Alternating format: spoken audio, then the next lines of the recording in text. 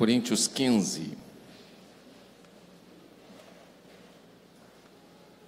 versículos 13 a 19. 1 Coríntios 15, 13 a 19. Mas se não há ressurreição dos mortos, também Cristo não foi ressuscitado. E se Cristo não foi ressuscitado, logo é vã a nossa pregação e também é vã a nossa fé. E assim somos nós também considerados como falsas testemunhas de Deus, pois testificamos que Ele o ressuscitou, Cristo, ao qual, porém, não ressuscitou, se na verdade os mortos não são ressuscitados. Porque se os mortos não são ressuscitados, também Cristo não foi ressuscitado.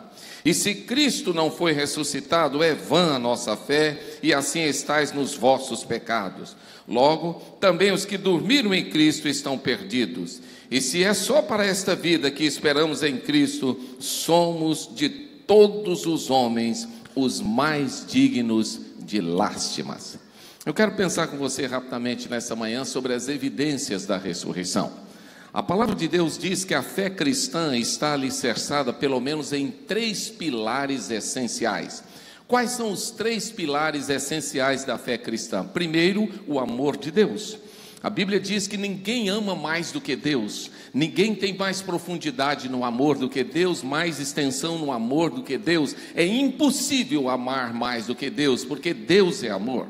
Mas o segundo pilar da fé cristã é a cruz de Cristo, é a morte de Jesus na cruz em nosso lugar. Ninguém se ofereceu e vai se oferecer para morrer no seu lugar, a não ser que seja um parente, uma pessoa que esteja penalizada, mas por pessoas que nem conhece, por pessoas malignas, jamais. A cruz de Cristo é o centro da fé cristã. Sem a cruz não haveria absolutamente nenhuma possibilidade de salvação. E o terceiro pilar da fé cristã, poderíamos dizer que é a ressurreição de Jesus Cristo. E por que a ressurreição é o terceiro pilar? Porque a ressurreição é um marco da fé cristã. Ninguém ressuscitou como Jesus. Não há um só líder na terra que tenha pregado qualquer coisa e que disse, ao terceiro dia eu vou ressuscitar, e que tenha ressuscitado. Jesus é o único que ressuscitou para nunca mais morrer. Por isso, a ressurreição é algo fundamental na fé cristã. Mas, meus irmãos, eu quero dizer que ao longo da história, muitas pessoas tentaram negar o amor de Deus, dizendo que se Deus ama as pessoas, não haveria doenças e também não haveria sofrimento. Não é verdade, porque a doença e o sofrimento não é resultado do amor de Deus, mas é resultado do pecado, da desobediência do homem. Outros tentam negar a morte de Jesus, dizendo que Jesus não morreu, aquela pessoa que foi para a cruz não foi Jesus, foi outra pessoa que pregaram lá. E outros dizem que Jesus, na verdade, desmaiou. Ele não morreu, ele só se desmaiou. Isso não é verdade, biblicamente falando, porque nós vemos que as pernas daqueles 2 que foram crucificados com Jesus foram quebradas para apressar a morte deles. E se Jesus estivesse vivo, as pernas dele também teriam sido quebradas. Então não é esse fundamento, ele não existe. Isso é balela. Muitas pessoas estão dizendo isso, mas não tem fundamento essa fala. Por último, tem aqueles que tentaram impedir a ressurreição. Tem gente na Bíblia tentando impedir a ressurreição? Sim. Lá em Mateus capítulo 27, de 62 a 66, fala que aqueles sumos sacerdotes, aqueles religiosos da época, procuraram o governador, preocupados com a promessa de Jesus. A promessa que os discípulos tinham esquecido, eles tinham na mente. E a promessa estava bem vívida na mente. Eles falaram, olha, esse embusteiro prometeu que ao terceiro dia ele ia ressuscitar. Ele fez uma promessa e está gravada aqui na nossa mente. Os discípulos tinham se esquecido disso, mas eles não. Às vezes os incrédulos sabem mais as promessas de Deus do que nós. Eles estão muito mais apegados a elas do que nós. E lá estavam aqueles homens falando ao governador das promessas de Jesus. Então eles pedem 3 providências. Quais são as 3 providências que eles pedem para impedir a ressurreição? Primeiro, a ajuda do governador para guardar o corpo de Jesus. Governador, nós precisamos que você nos ajude. Põe a guarda lá dos romanos para guardar o corpo de Jesus. O governador disse, vocês têm guarda, se virem nos 30, é com vocês. Vocês têm os guardas do templo, vocês têm os guardas de vocês. Vão lá e cuidem disso. O governador transferiu a responsabilidade para eles. Depois a Bíblia diz que eles vão lá e colocam guardas na entrada do templo. Mas não colocam só naquele dia, colocam até o terceiro dia. Porque para eles, Jesus tinha falado algo sério e eles queriam impedir que o templo fosse aberto, o túmulo fosse aberto. Na visão deles, o túmulo seria aberto de fora para dentro e não de dentro para fora. Por isso eles tinham lá guardas lá. E eles diz, a Bíblia, selaram a pedra. Significa o quê? Cimentaram a pedra. De tal forma que não tinha como fazer com que ela rolasse, porque ela estava cimentada, ela estava selada. Não havia como aquela pedra ser movida ali. Essas foram as tentativas de impedir a ressurreição. Lá estavam os religiosos dizendo, esse homem não vai ressuscitar de jeito nenhum. Não é possível que isso aconteça. Porém, a palavra de Deus vai nos dizer, e nós vamos aprender na Bíblia, e vocês vão ver aqui no decorrer dessa fala, que eles não imaginavam que as suas atitudes, na verdade, estavam, ao invés de impedir a ressurreição, elas estavam dando significado à ressurreição, e elas estavam validando a ressurreição como uma prova fantástica, que apesar de todo o cuidado, que apesar de toda a precaução, não houve nenhuma fraude, não houve nenhuma burla, não houve nenhum engano. A estratégia deles, na verdade, ela se transformou num instrumento para glorificar a Deus. Porque tudo que foi feito para impedir a ressurreição não aconteceu. Isso é, não impediu. Porque, na verdade, o túmulo mesmo selado, ele foi aberto, porque ele foi aberto de dentro para fora. A palavra de Deus vai nos dizer isso. Jesus não foi impedido de sair porque a pedra estava selada. Jesus não foi impedido de ressuscitar porque tinha guarda na porta, de maneira nenhuma. O texto bíblico diz que ele ressuscitou e ele saiu daquele túmulo. E a palavra de Deus vai nos dizer então que mesmo os empecilhos humanos estando ali, lacrando, nada impede o agir de Deus. Você crê nisso? Que nada pode impedir o agir de Deus? Porque a Bíblia diz que agindo Deus, quem impedirá? E aí a ressurreição vai se tornar, diz Paulo, no passado um fato histórico. Ela vai ser um fato, não tem como negá-la. Mais do que isso, ela vai se tornar no presente um fundamento da nossa fé, o alicerce da nossa fé. E no futuro, a ressurreição vai se tornar como a esperança para todos nós. Paulo então divide esse texto de 1 Coríntios 15 nesses três aspectos, mostrando a ressurreição no passado, aqueles que viram, mostrando que ela é o fundamento da nossa fé hoje, e mostrando no finalzinho do texto, até o 57, que ela é a esperança de vida de cada um de nós. Interessante que quando nós vamos a esse texto da Bíblia e o examinamos, nós vamos ver que Paulo apresentou as evidências da ressurreição. Que evidências são essas? Primeiro, as pessoas que viram o Senhor ressurreto. Quem são essas pessoas? Foram as mulheres, que não eram muito contadas naquela época, as crianças também não eram. Foram as mulheres que viram, e foram as mulheres que viram primeiro, né? E a Bíblia diz que eles não creram na palavra das mulheres e foram lá ver, e eles chegaram lá e constataram. Mas a Bíblia diz que Pedro e depois os 12 viram o Senhor ressurreto.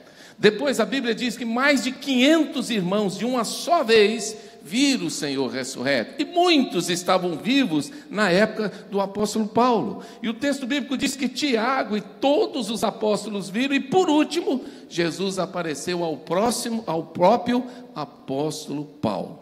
Olha quantas testemunhas da ressurreição nós temos na Bíblia. Está aí nesse texto de 1 Coríntios capítulo 15, se você ler do versículo 1 até o versículo 10, você vai ver exatamente Paulo falando isso aqui, ó.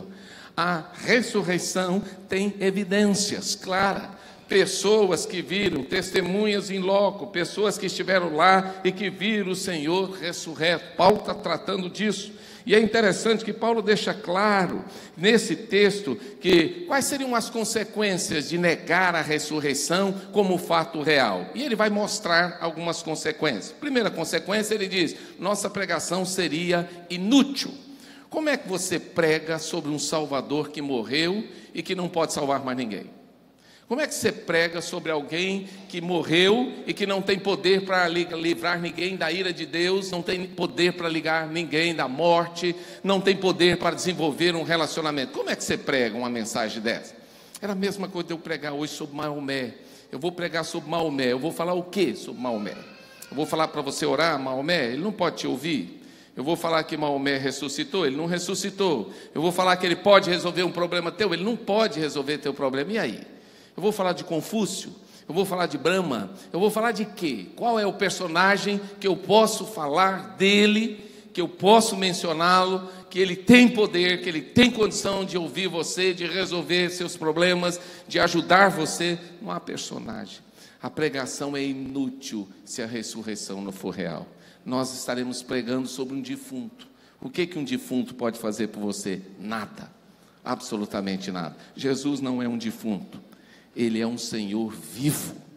Por isso a nossa pregação não é uma pregação morta, mas é uma pregação viva. Paulo fala ainda que se a ressurreição não existisse, nossa fé em Cristo também seria morta.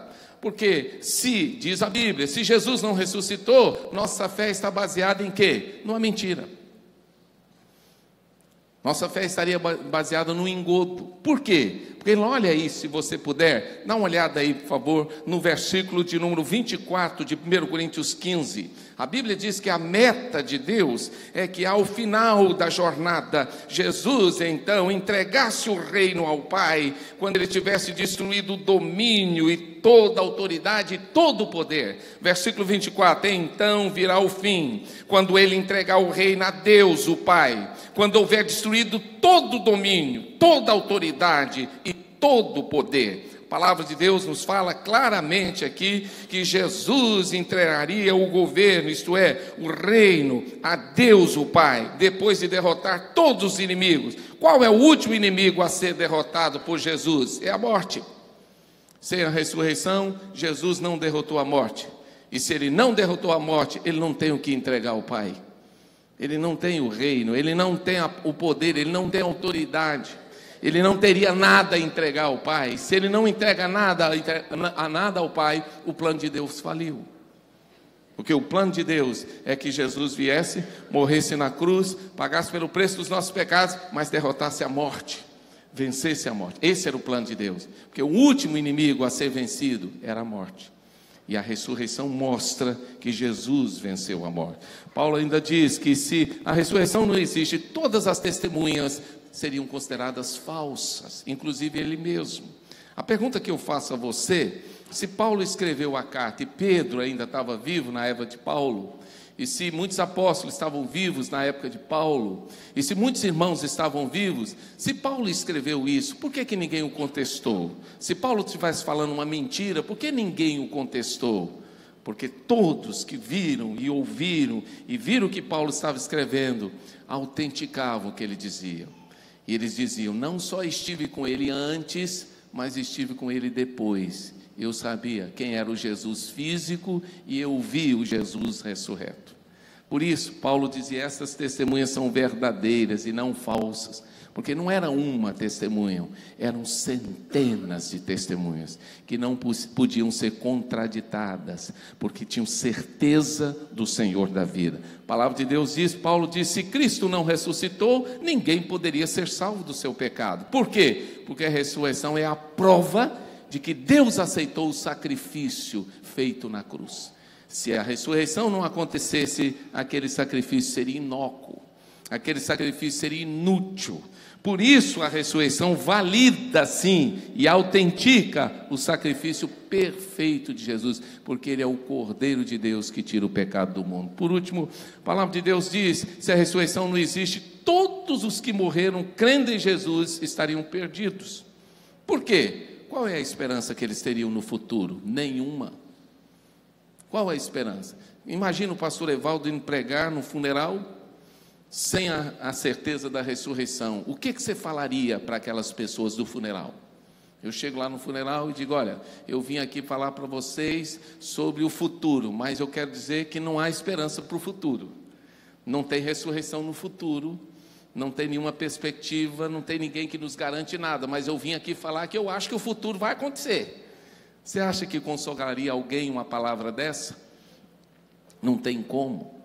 Só tem esperança aquele que crê na ressurreição. E foi por isso que Jesus falou algo muito interessante. Qual é a esperança que haveria para aqueles que morreram crendo em Jesus? Não haveria nenhum. Sabe por quê? A morte teria a última palavra. A morte seria o ponto final na existência humana.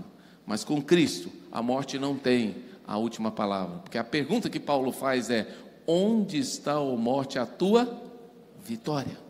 Onde está o aguilhão da morte? Onde está o espeto da morte? Onde está a espada? Onde está a lança da morte que mata e fere? Não tem mais, porque a morte não pode mais matar o Senhor Jesus. E não pode matar você de novo, se você crê em Jesus como Salvador e se receber a esperança da vida eterna. A morte não poderá te destruir, não tem como te destruir. Nós já vencemos a morte. A Bíblia diz: aquele que crê em Jesus já passou da morte para a vida. Essa é a esperança. Por último, Paulo vai dizer: seríamos as pessoas mais infelizes da terra. Por quê? Porque não haveria esperança para a eternidade. Viveríamos aqui na terra simplesmente para comer, beber e morrer. Seríamos como qualquer animal. Viveríamos a nossa existência aqui, limitada aqui. Se Cristo não ressuscitou, seríamos as pessoas mais infelizes. Mas porque Ele ressuscitou, nós podemos ter alegria no nosso coração, de saber que mesmo que vivamos aqui 70, 80, 100 anos, temos uma eternidade para viver ao lado dEle. O texto bíblico fala que se Cristo não ressuscitou, Ele teria mentido para todos os seus discípulos. Todos. Porque Jesus falou diversas vezes sobre a ressurreição. Há vários textos na Bíblia falando isso. Posso citar alguns para os irmãos aqui, mas são diversos textos na Bíblia falando a respeito da ressurreição. Mateus 16, 21, 17, 22, 23, Mateus 20, 17 a 19, o evangelista Marcos fala, o evangelista Lucas fala e o evangelista João, todos têm avisos de Jesus sobre a ressurreição. Mas eu quero destacar isso aqui. Primeiro aviso foi no Monte Hermon, Jesus deu: olha, eu vou para Jerusalém, eu vou ser morto, mas ao terceiro dia eu vou ressuscitar. Segundo aviso foi lá na Galileia: olha, eu vou para Jerusalém, eu vou ser morto, vão levar o Filho do Homem até a cruz, mas ao terceiro dia eu vou ressuscitar. O terceiro aviso foi a última viagem a Jerusalém. Ele estava indo para Jerusalém com os discípulos. Ele chegou e disse: olha, eu vou ser morto, vão me levar, eu vou a Jerusalém, vão me matar, mas ao terceiro dia eu vou ressuscitar. Jesus disse isso 3 vezes. Ele afirmou, ele afirmou, ele afirmou, ele afirmou. Se ele afirmou, ele não poderia mentir, porque ele não mente, porque ele não pecou. Ele foi o único homem que existiu sem pecado. Homem Deus, mas não pecou, diz a Bíblia. E se ele não pecou, Jesus não poderia falar de uma coisa que ele não poderia fazer. Por isso a ressurreição é um fato, é real, ela não pode ser negada, é um fato inconteste. Terminando, a Bíblia diz que ele ressuscitou. E a Bíblia diz que ele venceu a morte ao terceiro dia. A morte não pôde contê-lo. Ele venceu, aquela pedra foi removida e ele saiu daquele túmulo. E ele vive para sempre e está vivendo em nossos corações. Agora eu quero que você leia o que está escrito aqui. Por favor, comece.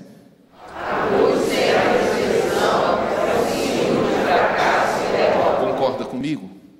Que a cruz sem a ressurreição é um símbolo de quê? Fracasso e derrota. Se Jesus parasse na cruz, ele seria um homem fracassado e derrotado. É mais um que morreu. Depois, leia aqui.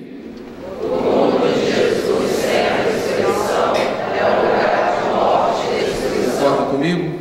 Que o túmulo sem a ressurreição seria sempre só um lugar de morte e destruição, porque o corpo de Jesus entraria em decomposição. Mas a Bíblia diz que não houve decomposição. O seu corpo não viu corrupção. Por quê? Por causa da ressurreição. Mas, lê aqui. A existência de Jesus Cristo sem a ressurreição é uma história de personagem ilustre. Se Jesus existisse e não tivesse ressuscitado, seria mais um personagem que passou por aqui e teve uma história ilustre, bacana, joia, foi um profeta muito legal, mas está lá, mortinho. O túmulo dele está lá, a lápide dele está lá. Mas, quando a gente vira a página, a gente vai ver. Mas a ressurreição, lê aqui, mas... A ressurreição de Jesus usou a cruz, porque ela foi impressa carinho de Deus,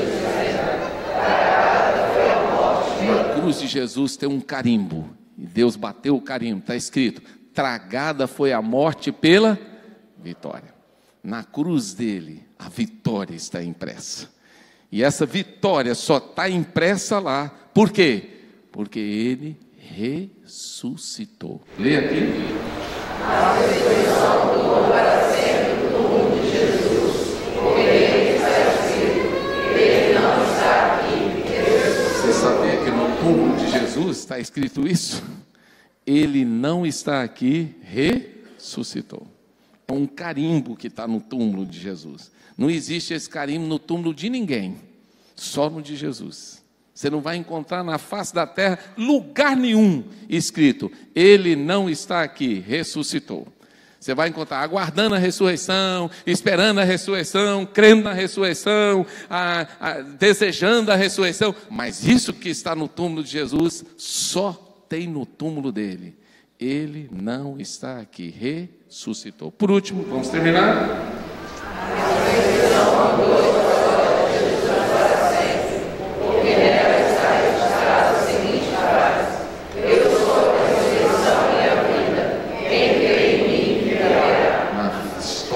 Jesus tem uma frase impressa: eu sou a ressurreição e a vida. Quem crê em mim, ainda que esteja morto, viverá. Você pode falar essa frase? Eu sou a ressurreição e a vida. Quem crê em mim, ainda que esteja morto, viverá. Só teve uma pessoa na terra que pôde falar essa frase. Quem? Jesus. Nenhum profeta que passou por aqui falou isso. Nenhum homem, nenhuma mulher, nenhum estadista, nenhum governador, nenhum presidente, ninguém pode dizer, eu sou a ressurreição e a vida. Só tem um que pode dizer isso. O nome dele é Jesus de Nazaré. Aleluia. Jesus ressuscitou. Amém? Amém. Vamos ficar em pé? Vamos orar agora, agradecendo, porque a morte foi tragada pela vitória. Jesus venceu a morte. E eu queria que uma pessoa que sentir o desejo no seu coração, orasse agora, agradecendo, porque Jesus ressuscitou.